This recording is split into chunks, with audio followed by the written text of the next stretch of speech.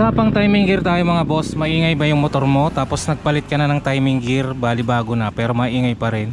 So tingnan mo to mga boss, gumagalaw siya no. Ayan. Kapag ganyan yung timing gear ng motor mo, sigurado maingay yan kahit anong gawin mo. Kahit magpalit ka ng bago, maingay pa rin siya, di ba? Mga boss. Ngayon ang gagawin natin, remedyo lang mga boss. Kapag mayroon kayong pin ng timing gear, yung mga pinagpalitan katulad nito, ito,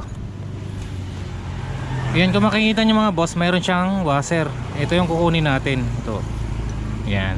So tatanggalin natin yung pin natin na gumagalaw, tapos ilalagay natin tong washer na to dito sa kabilang part. Gawin natin mga boss, no? Okay mga boss, so natanggal na nga natin yung magneto dito. So dito nakalagay yung magneto, tapos yung mga gear ng starter. So tanggalin nyo yan, tapos makikita nyo mayroon siyang lock ng pin dito. So tanggalin natin mga boss. Mayroon dyan, yun, spring dito, no? So bunutin natin to ng vice grip.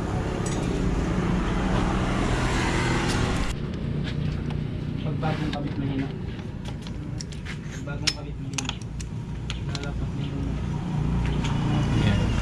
Ayan mga boss, pag nabunot nyo to ng vice grip, matatanggal nyo na tong pin.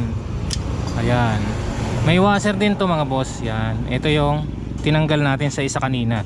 So ito yung lalagay natin dun sa kabila ng timing gear dito. Yan, so lagay natin. Okay mga boss, nalagay na natin yung timing gear. Kailangan niya naka-timing dito. Meron marker yan mga boss. Tatapat ko lang dito sa may kunya. May mga tuldok yan dito mga boss, no. So bago nyo ilagay, kailangan naka-timing siya. So lagay na natin yung pin.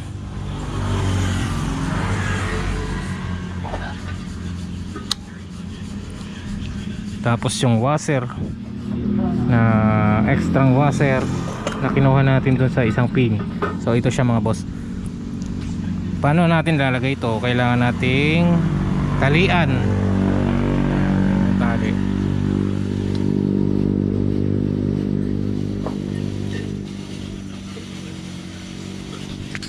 Yan, ganyan mga boss yung gagawin nyo para mailagay nyo dun sa kabilang banda. Yun, ilagay natin. Okay. So ayan mga boss, nalagay na natin yung washer. Ngayon lalagay ko yung spring saka yung lock. Tapos uugain natin yung timing gear kung maalog pa nga, ano. Okay, yan na mga boss, nailagay na natin yung lock saka yung spring, yung washer na kinabit natin. So ito na siya ngayon. Ayan. Ayan o mga boss, hindi na siya gumagalaw, pero pre-play pa rin siya. So ganun lang gagawin nyo mga boss. Okay.